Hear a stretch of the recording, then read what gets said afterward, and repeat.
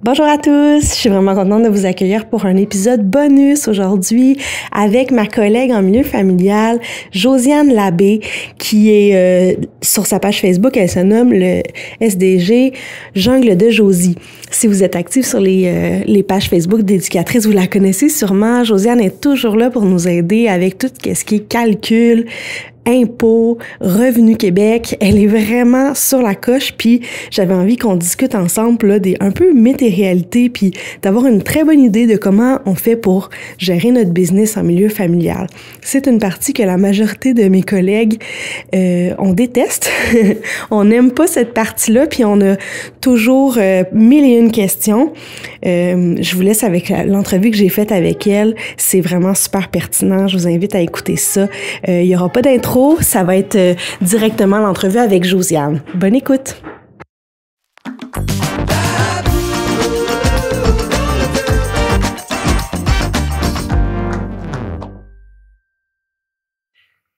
Bonjour Josiane, je suis très contente qu'on te parle aujourd'hui. Salut!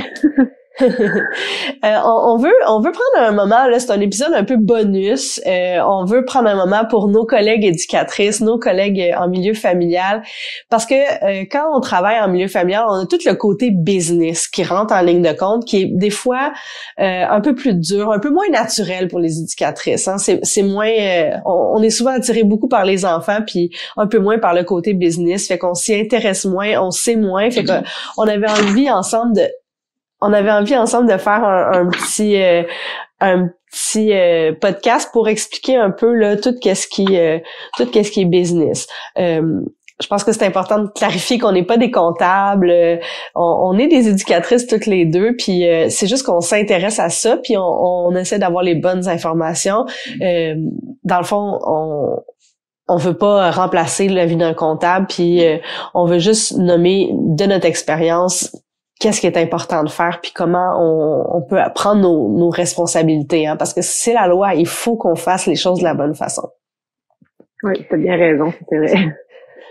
Fait que il y a quand même des mythes qui circulent beaucoup. Tu sais, nous autres, on est impliqués sur Facebook, on essaie de répondre à nos collègues le plus possible sur les groupes d'éducatrices, puis il y a quand même certains mythes que je veux qu'on regarde ensemble, puis juste voir qu'est-ce qui est, où est-ce qu'on se situe par rapport à ces mythes-là. Le premier, c'est ça prend beaucoup de dépenses, puis si on a plus de dépenses, on va payer moins d'impôts, donc on va avoir plus d'argent dans nos poches.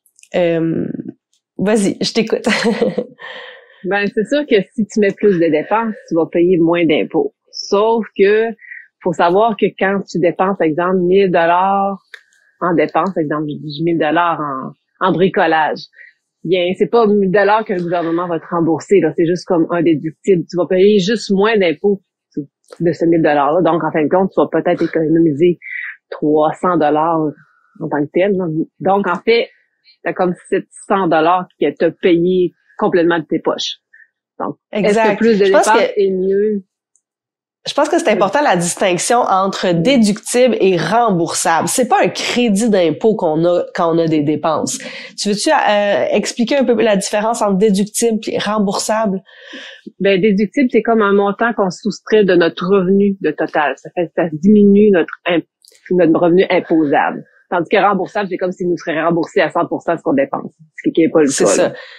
Fait que mettons le plus bas là taux d'imposition là, on est autour de 30% là, à peu près les éducatrices à l'enfance là, parce qu'on fait pas tant que ça de salaire. Ouais. Dans le fond, ce 30% là, c'est comme si le gouvernement nous dit ben on t'offre c'est de l'argent que t'as pas fait parce que tu l'as dépensé pour faire tes profits. Donc c'est comme si de l'argent que t'as pas fait, donc on ne charge pas d'impôt sur ça. Fait que pour nous, la différence, c'est juste 30%. Fait que si je dépense, comme tu dis, 1000 $, ben, je vais juste avoir un rabais de 30%, qui sera pas avantageux pour moi, parce qu'au final, j'aurais dépensé quand même 770%, il aura sorti de mes poches. Fait que je pense que salaire quand même. Exactement. Tu baisses ton salaire, faut te le dire. C'est ça.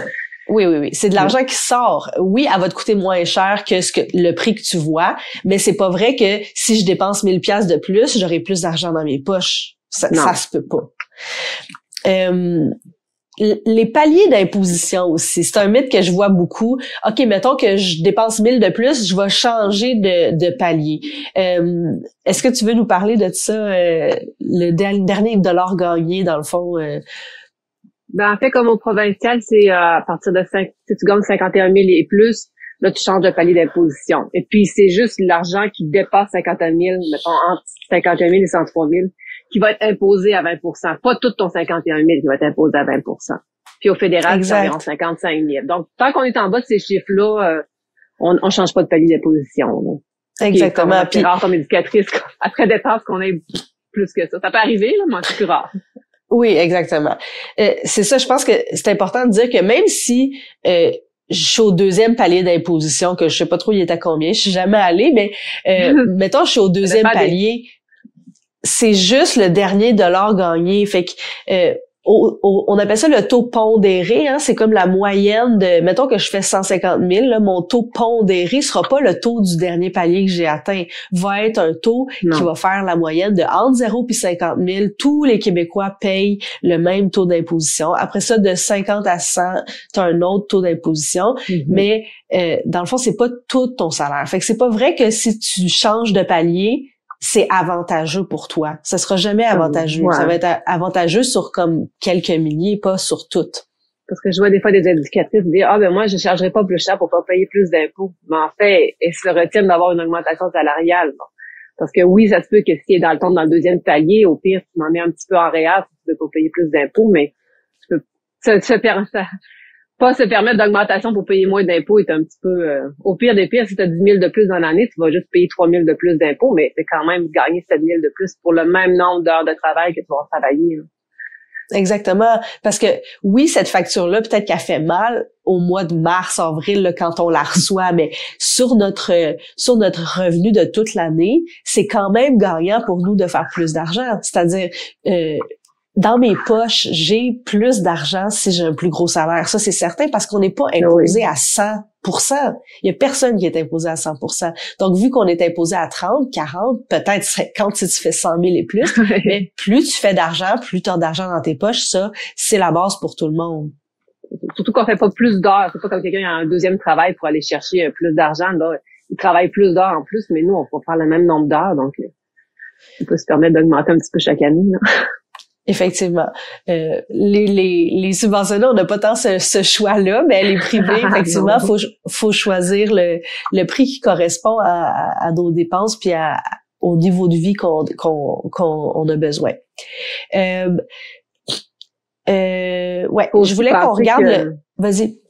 Faut aussi penser que comme travailleur autonome, on paye la ARQ en double. Donc, on paye la partie employeur et la partie employé. Donc, ça nous coûte plus cher de ARQ régime des rentes du Québec qu'un employé salarié. Ah oui, hein. Dans le fond, quand on paye nos impôts au mois d'avril, tu sais, notre comptable nous donne un bill là, de, mettons, 10 000 $. Sur ce 10 000 $-là, ce n'est pas 10 000 $ d'impôts. Hein, il va y avoir une grande partie. Presque 4 000 de régie des rentes, à peu près sur 10 000. C'est ça, parce que dans le fond, quand tu es employé, l'employeur verse la moitié et l'employé verse l'autre moitié. Vu qu'on est travailleur autonome, on verse les deux parties, donc on verse 100% de nos rentes. Donc, c'est une grosse facture là, sur un gros bill d'impôts. C'est pas juste des impôts. Il y a l'impôt fédéral, provincial et les rentes. Ouais, c'est quand même bien d'en payer en tant que la régie des rentes, parce que c'est ça, ceux qui diminuent beaucoup leur salaire, puis ils disent, exemple, moi j'ai juste finalement 15 000 de salaire imposable, mais t'auras presque pas de régie des rentes aussi d'accumuler parce que t'en payeras presque pas. Donc si en plus tu prends pas de REER, mais à ta retraite, t'auras pas grand-chose. Là.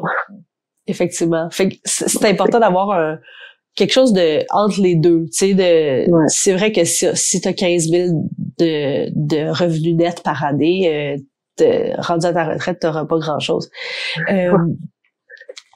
Souvent, quelque chose qui vient plus du public que des travailleurs autonomes en tant que tels, c'est de dire que vous, les travailleurs autonomes, vous avez tellement de dépenses déductibles dans vos impôts que votre salaire est beaucoup plus haut qu'il en a l'air. Tu sais, quand on est dans nos négociations syndicales, puis qu'on dit qu'on gagne juste, par exemple, l'équivalent de 13 $ de l'heure, vous êtes travailleur autonome. Oui, sauf que qu'est-ce que je mets sur mes impôts sont des dépenses qui sont sorties de mes poches. À moins d'être quelqu'un de frauduleux, là, mais je veux dire, il y en a pas, là, des gens qui fraudent, là. C'est sûr que, en tant que tel, comme, mettons, exemple, le sel, l'Internet, les frais de résidence, même si on travaillerait ailleurs, on les paierait. Donc, ce petit avantage-là, pour celle-là, c'est un petit peu un avantage pour nous. Mais tous les autres dépenses, en fait, ils sont vraiment, quand même, on le dépenserait pas si on n'aurait pas de garderie. Donc, c'est vraiment, ça vient enlever sur notre salaire.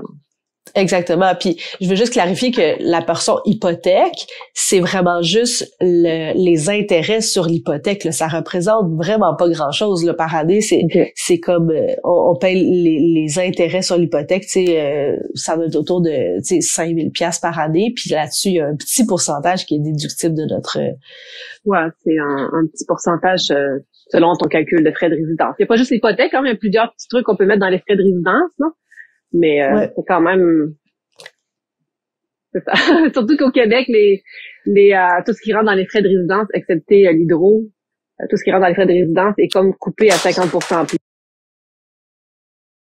Donc, si exemple, tu aurais 5 000 de frais de résidence que tu as calculé que tu es admissible à déduire, exemple sans ton électricité, mais ce 5 000-là, au Québec, il la recoupe de moitié. Fait que c'est juste 2 500 qui va être vraiment mis sur ton rapport d'impôt. Donc, ça diminue encore qui est admissible.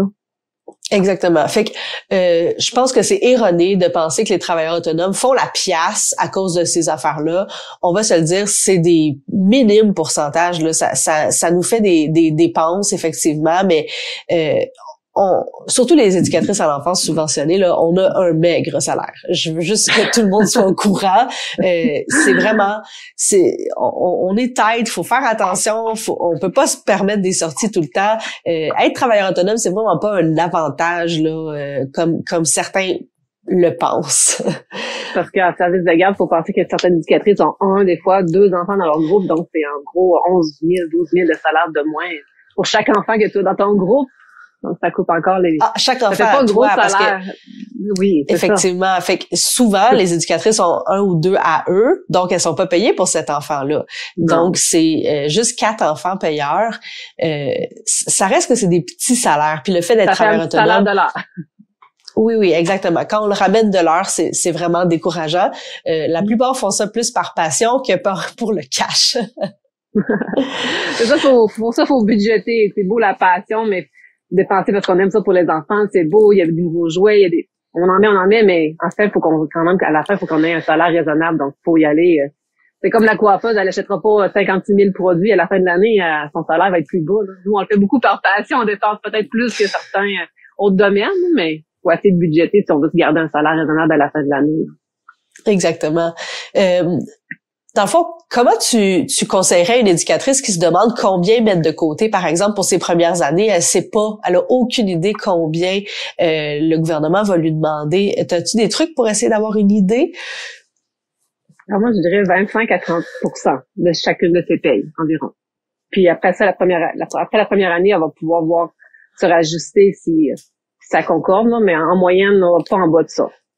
Ouais. Fait que vaut mieux pour les avoir subventionner. Un peu plus de côté. Même principe pour les subventionner aussi. Donc, ils disent environ souvent, ça représente la contribution parentale. Les filles parlent souvent de mettre toute la portion parent de côté pour le 9 pour et 10, là. Exact. C'est une bonne stratégie. Si jamais tu as une subvention pour handicapé, ben là, ça fait un salaire de plus en fin d'année. Faut que tu y penses que juste le 9 et 10, il va en manquer peut-être. Ouais. Fait que effectivement, à peu près 30%, si tu calcules, mettons, par semaine, combien chaque parent te paye, tu calcules à peu près 30% de ça, puis tu mets de côté, tu devrais être en business. Mais tu sais, idéalement, faut que tu en gardes aussi pour toi, pour tes économies personnelles, puis faut que tu payes toutes les dépenses là, reliées à la garderie. Fait que c'est pas... des fois, on a l'impression d'avoir une grosse paye. Tu sais, si tu compares à ton ancien salaire de salarié, on a l'impression d'avoir une grosse paye, mais c'est parce que tu peux pas tout l'utiliser cette paye-là. Non, faut pas que tu y touches le 30%. Exactement. Fait que certain à la fin de l'année, non? C'est ça, faut pas que tu les touches, puis tu sais, t'as l'impression d'avoir une grosse paye. Ah, ok, je vais pouvoir acheter du nouveau matériel, tu sais, faire des sorties ou je sais pas trop quoi. Il faut y penser dès le début parce que c'est vraiment pas le fun d'avoir le gros bill au mois d'avril, là, puis de se retrouver dans le pétrin. Non, c'est ça. Sinon, il faut prendre des arrangements avec le gouvernement, puis là, il va y avoir des intérêts à payer. Et d'une année à l'autre, on risque d'être un petit peu toujours comme ça en retard et traîner ça pendant un petit bout. Donc, ça dirait la première année, c'est bon d'en mettre de côté chaque paye. Oui, exactement. Fait qu'à chaque paye, on se garde un 30% là, pour s'assurer de pas avoir de mauvaises surprises puis d'être dans le pétrin après. J'aurais aimé que tu prennes un moment pour expliquer les retours anticipés, les calculs qui sont impliqués là-dedans, parce que moi, je suis subventionnée, donc c'est moins ma tasse de thé. Si tu veux expliquer, là, dans le fond, un peu comment ça fonctionne à ce niveau-là pour les nouvelles éducatrices. Les remboursements anticipés, c'est un crédit au Québec qui est remboursé, qui peut anticiper sa vie, c'est remboursé comme à chaque mois durant l'année. Donc, le parent remplit le formulaire, environ 45 jours d'attente. Et après ça, à chaque 15 du mois, il va y avoir un dépôt du gouvernement qui va rembourser environ 67 à 78% selon son salaire. Il va être remboursé des frais de garde, donc il va payer. Donc, c'est déposé chaque 15 du mois. Faut aussi savoir qu'il y a une limite maximale admissible par année, c'est 11 935 pour 2024. Donc, à chaque année, c'est indexé un petit peu, puis ça augmente environ de $2,50 par jour environ. Donc, cette limite-là, une fois que cette limite-là est atteinte, 11 935, ben là, si le parent paye plus cher, ça sort de la poche du parent. Il n'y a plus de crédit remboursable au Québec dessus ça. Donc, okay. Si on calcule environ pour 2024, exemple, 262 jours, ça nous arrive à un tarif environ de 45 et 50. Mais c'est vraiment le montant à la fin d'année qu'il faut regarder. Parce que si un parent commence mi-année ou fait du temps partiel, il pourrait avoir un tarif plus haut et quand même être remboursé au gouvernement parce qu'il n'a pas dépassé le montant maximal admissible. Je comprends. Puis, dans le fond, ça arrive là qu'on dépasse le 15 octobre. Il n'y a pas quelque chose qui se passe avec ça. Là. Si tu dépasses, ben là, ça va aller aux prochains impôts. Ouais, pour les enfants qui rentrent comme presque à la fin de l'année, mettons en septembre, octobre, on a jusqu'au 15 octobre pour remplir le remboursement anticipé s'il veut avoir pour octobre, novembre, décembre, exemple. Sinon, s'il rentre dépassé le 15 octobre, alors il va avoir son retour, mais seulement sur ses impôts au mois d'avril. Donc, il va quand même avoir son retour, mais il l'aura pas en anticipé en virement là, pour novembre, décembre exact. Il va l'avoir sur son rapport d'impôt. OK, mais à partir de janvier, là, ça va commencer à rentrer en anticipé. À partir de janvier, on va remplir les nouveaux formulaires aussi d'avance. Donc, au moins, à peu près en octobre, les nouveaux formulaires, ils sortent justement. Donc, on les remplit d'avance pour janvier et les suivants. Comme ça, quand il va commencer en janvier, il va avoir déjà son remboursement anticipé le 15 janvier qui rentre. OK. Puis, comment ça fonctionne s'il y a des changements dans le tarif, si jamais le parent soit quitte, soit, tu sais, il y a des changements dans l'information qu'on a mis sur le premier formulaire? Il y a un formulaire de modification qu'on peut aller sur le site. Par exemple, si on change de service de garde, si l'éducatrice change de tarif durant l'année, donc on peut demander une modification. Si le parent arrête complètement d'aller dans un service de garde privé, alors lui, c'est à lui d'appeler au gouvernement pour faire cesser les virements. Parce que les virements vont continuer jusqu'au mois de décembre, mais rendu à la fin de l'année, les chiffres concorderont pas. Il va falloir rembourser tous les jours que l'enfant n'est pas allé à la garderie. Hein. Donc, c'est la responsabilité du parent, ça. OK. Dans le fond, là, tu parles, tu sais, de la différence entre les prévisions qu'on met sur le formulaire puis la réalité. Dans le fond, la réalité, on va la trouver sur les relevés 24. Tu veux-tu nous en parler des relevés 24 qui sont une obligation qui est vraiment pour tous les services de garde? Depuis 2022, là, c'est obligatoire pour pratiquement tous les services de garde. Je crois, à moins qu'ils fassent 5 000 et moins au privé, là. Je crois que c'est pas obligatoire, mais la plupart du temps, c'est plus de 5 000. Donc, oui, c'est rendu obligatoire, le relevé 24. Ainsi que un reçu fédéral aussi, et il faut envoyer les sommaires aussi au gouvernement. Ouais. Fait que dans le fond, la date limite, c'est le dernier jour du mois de février. Hein, et il faut qu'on ait rempli le relevé 24 pour chacun des enfants qui est venu chez nous, même si c'est juste 3 semaines. Même si c'est juste un jour. Exactement. Fait que c'est très différent remplir ça quand on est privé que quand on est subventionné. Je dirais que c'est plus facile au privé. Hein, tous vos frais donnent droit au crédit d'impôt. au public, dans le fond, en service de garde subventionné. Ce qui est important de savoir, c'est que le gouvernement a déjà déboursé pour les services de garde de votre enfant, donc va pas redébourser en double, va pas vous donner le crédit d'impôt pour quelque chose que lui-même a déjà payé. Donc, je pense que il y a souvent cette distinction-là qui est importante à faire. Les milieux publics devraient avoir quand même des petits relevés 24. Leur chiffre sur le relevé 24 devrait être minimes, devrait pas avoir des 2-3 000 $. Alors qu'un milieu privé, oui, va avoir un gros montant parce que le parent a déjà déboursé beaucoup. Dans le fond, l'éducatrice, au mois de février, va, pour chaque enfant, calculer tout ce qui a été payé, va faire la distinction entre ce qui a été payé pour des journées subventionnées déjà du gouvernement et ce qui a été payé pour des trucs qui sont pas subventionnés par le gouvernement. Donc, par exemple, les frais de sortie, les frais de résiliation de contrat, les frais de retard, tout ce qui est frais, les journées non subventionnées comme les journées de fermeture, les fériés, tout ça. Fait qu'elle va faire la distinction entre ces deux chiffres-là, puis elle va mettre ça dans les cases appropriées. Il faut envoyer ça avec un sommaire 24. C'est tout trouvable sur le site de Revenu Québec avec un sommaire 24. Dans le fond, dans le sommaire, là, on fait juste l'addition de tous nos relevés 24 et ensuite, on envoie au gouvernement avant le 28. Le reçu fédéral, il n'y a pas de modèle prescrit. Fait que lui, on va utiliser un modèle trouvé sur Internet ou on peut même prendre un reçu du Dollarama, là, puis juste faire un reçu. Dans l'année, j'ai reçu X nombre avec les informations du parent, les informations de l'enfant. Donc ça, c'est vraiment nos obligations, hein. C'est pas un choix qu'on a, puis c'est pas, tu sais, on a cette obligation-là envers les parents parce que eux, ça leur donne un crédit d'impôt. Oui, faut que les parents le mettent sur leur rapport d'impôt. C'est déjà arrivé qu'un parent le mette pas, il l'oublie et ça coûte cher à rembourser après. C'est des démarches pour rien. C'est long. Ah oui, exactement. Donc, fait que c'est ça. On l'émet, puis le parent le met sur sa déclaration d'impôt, puis ça doit être envoyé indépendamment de notre déclaration d'impôt. Hein. Ça, c'est notre responsabilité comme service de garde. Ça n'a pas rapport avec notre déclaration de revenus là, qui a des délais un petit peu plus longs. Ça doit être envoyé par la poste avant. Le reçu fédéral, on l'envoie pas à personne. C'est vraiment juste le parent qui le met sur sa déclaration d'impôt. Ouais. Ouais, ça, c'est nos obligations de travailleurs autonomes. Je voulais qu'on discute de tenue de livre, hein, parce que ça fait partie de... Quand on fait notre déclaration d'impôt comme travailleur autonome, ça fait partie de notre responsabilité de connaître la loi. Est-ce que tu veux nous en parler de tout ce que ça implique? Ben, c'est sûr que comme quand on est travailleur autonome, c'est comme si on avait une entreprise un petit peu, même si c'est un service de garde, c'est un service. Donc, c'est bien de savoir, comme tu dis, avoir une tenue de livre. Donc, ça veut dire garder toutes nos factures, beaucoup de factures sur toutes nos dépenses qu'on a. Parce que si le gouvernement viendrait à faire une vérification, si on n'a pas de facture pour le prouver, ben, c'est pas admissible.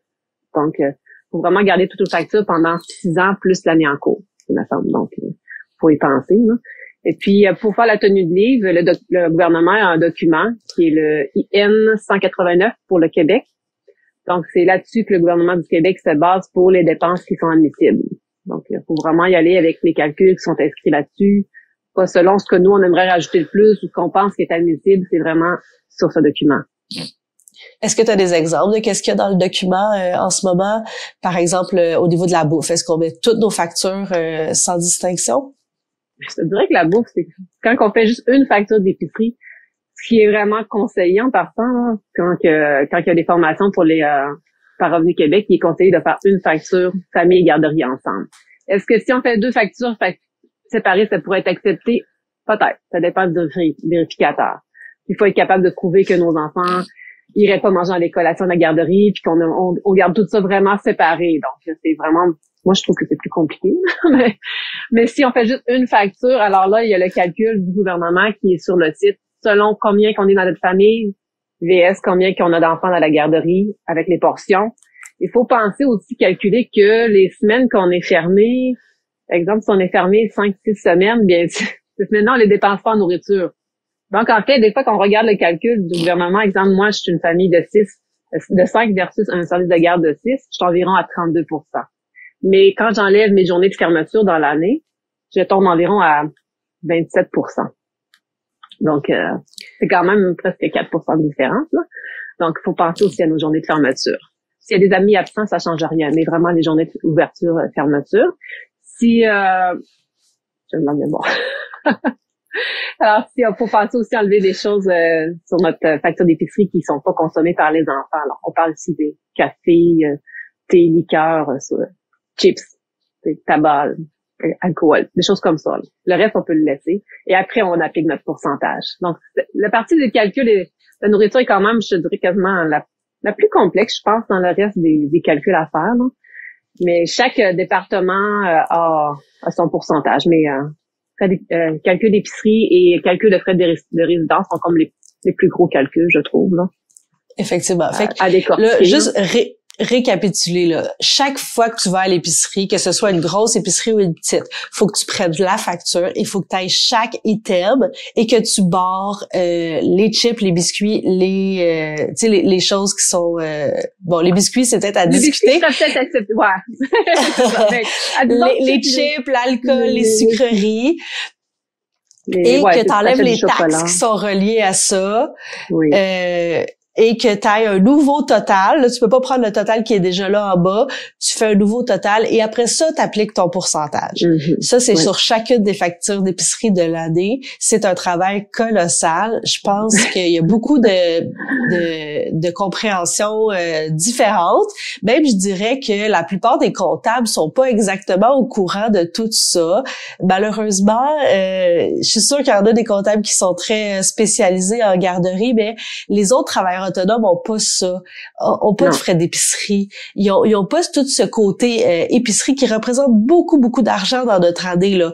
Et ça peut faire une grosse différence entre, tu sais, comme tu dis, 4%, ça fait une différence au bout de l'année là, tu sais, si moi je décide ok c'est 40% puis mon comptable dit 40% puis on met 40% de tout puis là après ça tu te fais vérifier, ben ça peut représenter des centaines de dollars de différence sur mettons 5 ans là. Après ça le gouvernement va nous demander de payer.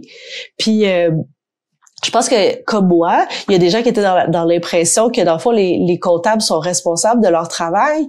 Est-ce que tu veux nous en parler? Est-ce que les comptables ont la responsabilité civile? Est-ce qu'on peut les actionner pour des erreurs qu'ils refont sur d'autres... Bonne question. Des fois, certains font signer une petite dérogation pour dire que si tu arrives avec tes chiffres et qu'il n'y a rien vérifié de toutes tes factures pour voir qu'est-ce qu'il y en était, par exemple, tu arrives avec ceux qui font avec Logicentre, et puis ils rentrent leurs chiffres, mais il faut être certain que tu as bien rentré ça avec les bons pourcentages, les bons calculs. Parce que là, si tu arrives juste avec tes chiffres finaux au comptable, lui, il va juste travailler avec tes chiffres finaux.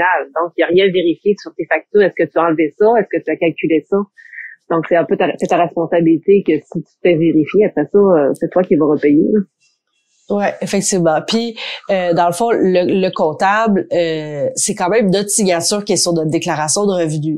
Le comptable qui fait souvent notre déclaration d'impôt, qui fait pas la tenue de livre, hein, qui sont deux choses complètement différentes. La déclaration d'impôt, d'habitude, il prend les chiffres que toi, tu lui fournis. Donc, c'est toi qui supposément fait ta tenue de livre selon les règles, selon le document IN 189 auquel tu référais tantôt. Mais dans le fond, quand tu veux que le comptable ou la personne fasse ta tenue de livre, ben là, attends-toi à payer beaucoup plus que 2,75. Là. Tu sais, ça va être vraiment des frais beaucoup plus grands parce que c'est beaucoup de travail. Il y en a des services spécialisés. La tenue de livre va repasser chaque facture que tu envoies. Qu'est-ce qui est admissible vraiment, qu'est-ce qu'il faut enlever, à quel pourcentage, est-ce qu'il manque des factures pour tel domaine, elle va te le demander. Tandis que lui, en fin d'année, c'est sûr qu'il ne passera pas 20 heures ou 15 heures à tout vérifier ça, là, pas pour 150 $, là, ça, on s'entend. Exactement.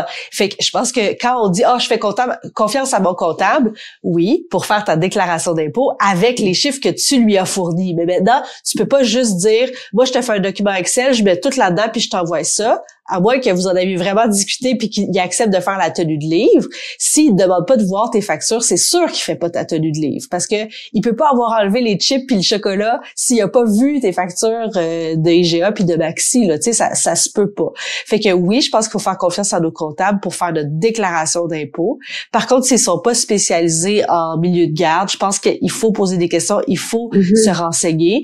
Ça serait quoi les meilleures façons de se renseigner sur la vraie affaire? Ça serait quoi les meilleures ressources que tu aurais à proposer? Ben vraiment, le document, il est très complet. Donc, si on arrive au comptable et il dit, moi, je mets tel pourcentage de dépenses de tes maisons, on peut lui demander comment, c'est bien de comprendre le document puis comment le calculer nous autres mêmes. Donc, on peut vérifier, OK, il a calculé comme ça, c'est ce qui qui était admissible selon Revenu Québec, ça marche. Mais s'il arrive, il dit, exemple, pour les repas, ben moi, je mets 5 $ par jour un montant fixe. Alors qu'on sait très bien que dans le document, ce n'est pas admissible de montant fixe. Donc, faut connaître un petit peu quand même qu'est-ce qu'il y en est, surtout si on prend un comptable qui fait ça juste un petit peu de même pour pas pour le fun, là, mais il y a différentes spécialisations là-dedans. Donc, il y en a qui savent moins qui sont plus à leur affaire que d'autres, là. Il y en a qui fassent un petit peu n'importe quoi, c'est vrai. Effectivement, puis tu sais, c'est vraiment pas contre les comptables, je le sais là, de janvier à mai, les comptables, ils capotent, puis ils ont tellement de travail, puis ils font toutes les déclarations de tout le monde, puis j'ai des gens proches de moi qui sont comptables, puis tu sais, c'est vraiment pas facile, puis je le sais, là, ils font des impôts la nuit, puis tu sais, c'est vraiment la folie. Par contre, les garderies, c'est particulier, c'est vraiment spécifique, puis c'est très encadré par le gouvernement. Puis le document est pertinent, mais je pense que tu me parlais de formation aussi offerte par Revenu Québec. Oui, il y a une formation, c'est un programme d'accompagnement pour les travailleurs autonomes qui est offert par Revenu Québec, qu'on peut aller s'inscrire en ligne. Alors la réponse, moi je l'ai fait, la réponse était vraiment vite, en moins d'une semaine. Il peut te fixer un rendez-vous, ça peut être en visuel comme ça avec Teams. Alors, tu as l'agent avec toi, il te montre un petit diaporama pour expliquer toutes les catégories de dépenses qui sont dans le document IN 189, c'est sur ça qu'il se base.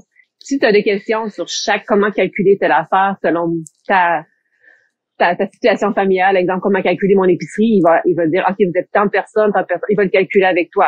Pour tes frais de résidence aussi, si tu veux. Ils peuvent vérifier aussi tes dépenses. Est-ce que, ça, oui, c'est admissible, ça l'est pas. Donc, on peut vraiment poser, c'est vraiment personnel, ça peut être du 1 à 1, non? Donc, on peut vraiment poser toutes les questions puis avoir une formation, une bonne base, là, pour partir là, comme travailleur autonome en service de garde, là. Et c'est la même, c'est la formation qu'il offre à certains bureaux coordonnateurs aussi. Donc, parfois, il offre ces formations-là exactement la même affaire. Effectivement, j'ai vu ça passer aussi. Une agente, dans le fond, qui vient présenter là, ce diaporama-là avec les informations pour être bien informé. Est-ce que tu veux en parler de tout le côté résidence? Ça ressemble à quoi le calcul qu'il faut faire? Le calcul de frais de résidence, en fait, c'est tu prends la superficie de toute ta résidence et puis aussi, il faut que tu mesures chacune de tes pièces, exemple la pièce qui est utilisée exclusivement pour le service de garde, qui n'est pas partagée pour d'autres membres de la famille ou faire d'autres activités. Donc, cette pièce-là rentre à 100%. Et tandis que, 100%. Faut calculer avec l'heure d'ouverture et puis, nombre de jours. Donc, faut calculer. Ça rentre pas à 100%, je me suis trompée un petit peu. Donc, faut y aller avec le calcul nombre de jours d'ouverture, tout ça. Et il y a certaines pièces dans la maison qui peuvent être des pièces partagées aussi. Donc, sur le formulaire de IN 89, là, c'est vraiment marqué comment rentrer les superficies de chaque pièce, VS, et à la fin calculer, et ça va donner ton pourcentage admissible en frais de résidence, là. Okay. Fait que les filles qui nous écoutent, qui ont jamais mesuré les pièces de leur maison, clairement, ce travail-là a pas été fait dans votre tenue de livre. Tu sais, je fais confiance à mon comptable. Oui, mais il est pas venu dans ta maison, il a jamais mesuré tes pièces, il a jamais pris chacune. Fait que le calcul, c'est sûr qu'il l'a pas fait de la bonne façon. Il dit, OK, ben, tu fais garderie et maison, ben, ça va être 50% puis ça va être ça. Non. C'est pas comme ça que ça fonctionne. Malheureusement, si vous faites ouais.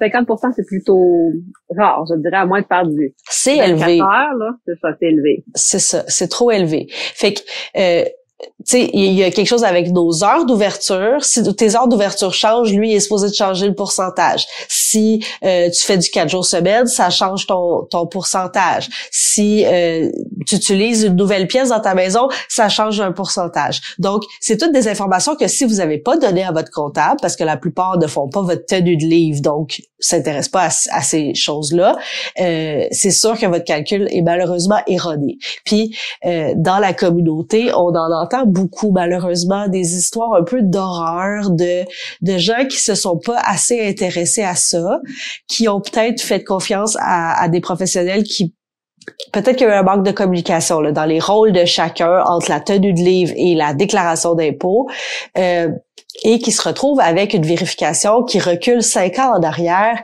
et des billes qui peuvent monter puis faire une grande différence dans notre vie. Est-ce que tu en as entendu aussi des gens autour de toi qui se sont fait vérifier puis que ça a été un peu terrible? Oui, quelques-unes. Par exemple, une madame partageait récemment que c'est ça. Elle avait mis un montant fixe Et je crois qu'elle n'avait pas ses factures aussi.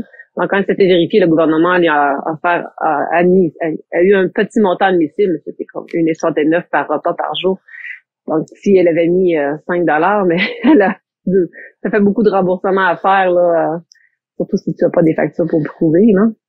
Donc, exactement. Donc, par exemple, là, tu te fais vérifier, là, tu fais de ton mieux, mais tu sais, tes factures sont toutes éparpillées, sont pas bien documentées, tu as fait des pourcentages approximatifs. Eux autres, ce sera pas des pourcentages approximatifs, là. Ils vont vraiment tout suivre les pourcentages qui sont prescrits, puis ça se peut que ça te fasse un méga bill. Là, moi, j'ai entendu des histoires de filles qui font faillite, qui perdent leur maison. C'est terrible. Il faut s'en occuper. Puis, il y en a des services là de professionnels qui font de la tenue de livre spécialisée pour les garderies. Moi, j'ai pas de problème à la nommer, là. Solution Unique, qui est vraiment quelqu'un de très professionnel spécialisé. Il y en a d'autres que je connais pas, mais il y en a d'autres là qui offrent ce service-là. Dans le fond, anciennement, c'était RSG HDP, qui a maintenant changé pour Solution Unique, qui est vraiment, dans le fond, quelqu'un de spécialisé si vous n'avez pas le goût de le faire. Mais c'est vraiment possible de le faire nous-mêmes, là. On est capable, on est compétente, mais c'est beaucoup d'heures. Faut s'attendre que si ça te prend 3 heures, là, c'est pas normal. Ça prend plus de temps que ça. Non, c'est ça. Ouais, c'est ça. Mais peut-être que si tu le fais à toutes les semaines, si tu le fais, là, peut-être ça va être moins long, mais si tu dis, OK, je fais 3 heures, clairement, il y a des choses que t'as pas bien faites, puis il y a des choses que t'as pas bien calculées. Juste regarder chacune de mes factures puis trouver la liqueur puis l'alcool dessus, ça prend plus que 3 heures, tu sais.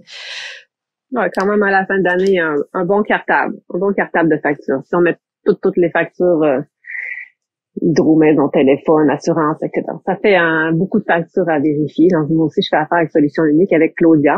J'ai très bon service depuis 3 ans. J'en apprends toujours un petit peu, même si je serais capable d'une partie de l'affaire, là. Mais honnêtement, faut être certaine de rien oublier, que ce soit bien calculé, vraiment savoir ce qui est admissible, là.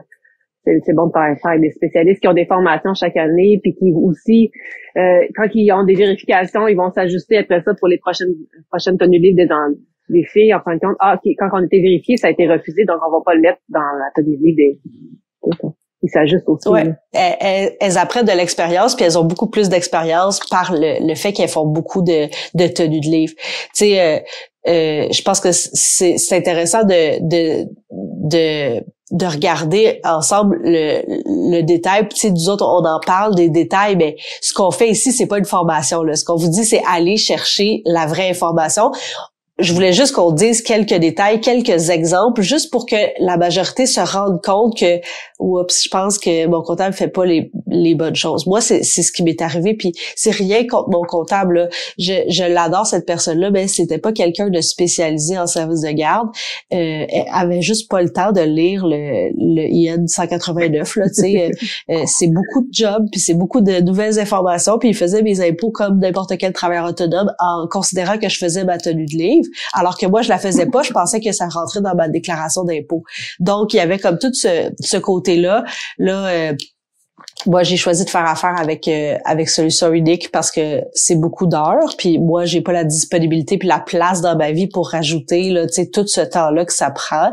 Fait que j'ai choisi de payer, je pense que c'est 1 000 $ par année environ, les services de tenue de livre, parce que c'est important pour moi que ça soit bien fait, puis j'ai vraiment... non, j'ai pas 1000 pièces à mettre par année. Je choisis de le mettre parce que j'ai vraiment pas le goût d'avoir le 40 000 ou le 25 000 qui va arriver plus tard. Ouais.